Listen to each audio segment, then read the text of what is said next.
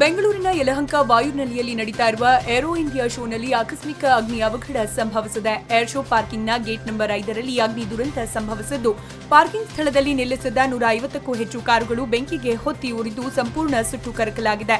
ಸ್ಥಳಕ್ಕೆ 10 ಅಗ್ನಿಶಾಮಕ ವಾಹನಗಳು ಆಗಮಿಸಿದ್ದು, ಬೆಂಕಿ ನಂದಿಸಲು ಹರಸಾಹಸ ಪಡ್ತಾ ಇವೆ. ವಿಶ್ವಕಪ್ ಟೂರ್ನಿಯ ಇಂಡೋ-ಪಾಕ್ ಪಂದ್ಯದ ಬಗ್ಗೆ ಬಿಸಿಸಿಐ ನಿರ್ಧಾರವೇ ಅಂತಿಮ ಎಂದು team India captain Virat Kohli ಹೇಳಿದ್ದಾರೆ. ಮಾಧ್ಯಮಗಳೊಂದಿಗೆ ಮಾತನಾಡಿದ ಅವರು, ದೇಶಕ್ಕಿಂತ ನಮಗೆ ವರ್ಲ್ಡ್ ಕಪ್ ದೊಡ್ಡದಲ್ಲ. ಸರ್ಕಾರ ಮತ್ತು ಬಿಸಿಸಿಐ ನಿರ್ಧಾರವನ್ನ ನಾವು ಪಾಲಿಸುತ್ತೇವೆ ಅಂತ ಹೇಳಿದ್ದಾರೆ. ಇದೇ ವೇಳೆ ಪುಲ್ವಾಮಾ ದಾಳಿಯ ಹುತಾತ್ಮ ಯೋಧರಿಗೆ ಅವರು ಸಂತಾಪ ಸೂಚಿಸಿದರು. ಬೆಂಗಳೂರಿನಲ್ಲಿ ನಡೀತಾ ಇರುವ ಏರೋ ಇಂಡಿಯಾ 2019ರಲ್ಲಿ ಇವತ್ತು ಬ್ಯಾಡ್ಮಿಂಟನ್ ಆಟಗಾರ್ತಿ ಪಿವಿ ಸಿಂಧು ಪಾಲ್ಗೊಂಡಿದ್ರು. ಅವರು ಸ್ವದೇಶಿ ನಿರ್ಮಿತ ತೇಜಸ್ನಲ್ಲಿ ಹಾರಾಟ ನಡೆಸುವ ಮೂಲಕ ಆ ಗೌರವಕ್ಕೆ ಪಾತ್ರರಾದ ಮೊದಲ ಬ್ಯಾಡ್ಮಿಂಟನ್ ಆಟಗಾರ್ತಿ ಅನ್ನೋ ಕೀರ್ತಿಗೆ ಭಾಜನರಾದ್ರು. ನೀಲಿ ಆಗಸದಲ್ಲಿ ಪೈಲಟ್ಗಳೊಂದಿಗೆ ಯುದ್ಧ ವಿಮಾನದಲ್ಲಿ ಹಾರುವ ಅನುಭವ ಪಡೆದ್ರು.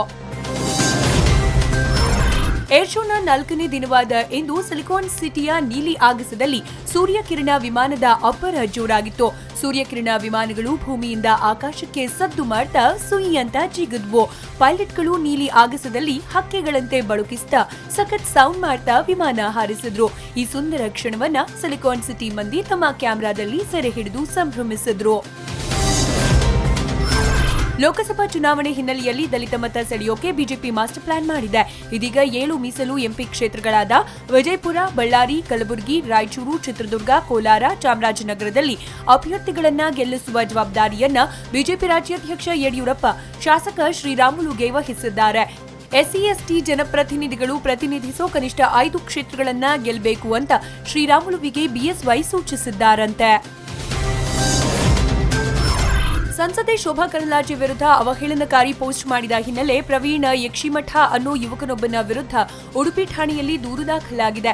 5 ವರ್ಷದಲ್ಲಿ ಈಗ ನಿಮಗೆ ಕ್ಷೇತ್ರ ನೆನಪಾಯ್ತಾ? ಹಿಂದೂಗಳ ಹೆಣ ಬಿದ್ದಾಗ ಅರಚಿದ್ದೇ ನಿಮ್ಮ ಸಾಧನೆ ಅಂತ ಆರೋಪಿಸಿ ಗೋಬ್ಯಾಕ್ ಶೋಭಾ ಹೆಸರಿನಲ್ಲಿ ಸೋಷಿಯಲ್ ಮೀಡಿಯಾದಲ್ಲಿ ಅಭಿಯಾನ ಹಮ್ಮಿಕೊಳ್ಳಲಾಗಿತ್ತು. ಇದೀಗ ಪ್ರವೀಣ್ ವಿರುದ್ಧ ಬಿಜೆಪಿ ರಾಜ್ಯ ಕಾರ್ಯದರ್ಶಿ ವಿಕ್ರಮಾರ್ಜುನ ಹೆಗಡೆ ದೂರು ನೀಡಿದ್ದಾರೆ. ಕಲಬುರಗಿಯ ಪಿಟಿಸಿ ಕವಾಯತು ಮೈದಾನದಲ್ಲಿ ನಡೆದ ನಿರ್ಗಮನ ಪಥ ಸಂಚಲನ ಕಾರ್ಯಕ್ರಮದ ವೇಳೆ 4ಕ್ಕೂ ಹೆಚ್ಚು ಮಂದಿ ಪಿಎಸ್ಐ ಪ್ರಶಿಕ್ಷಣಾರ್ಥಿಗಳು ಕುಸಿದು ಬಿದ್ದಿದ್ದಾರೆ.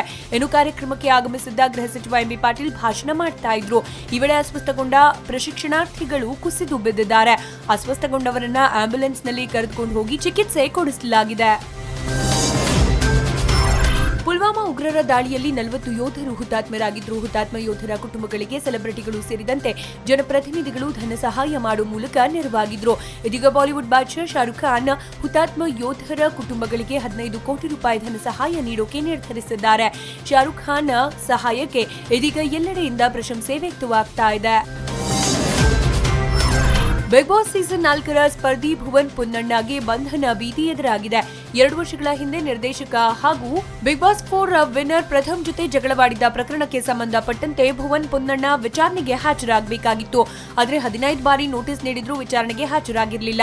ಹೀಗಾಗಿ ಭುವನ್ಗೆ ಸೆಷನ್ಸ್ ಕೋರ್ಟ್ ಜಾಮೀನು ರಹಿತ ವಾರೆಂಟ್ ನೀಡಿದೆ. ಈ ಹಿನ್ನೆಲೆಯಲ್ಲಿ ಇದೀಗ ಭುವನ್ಗೆ ಬಂಧನ ಭೀತಿ ಎದುರಾಗಿದೆ.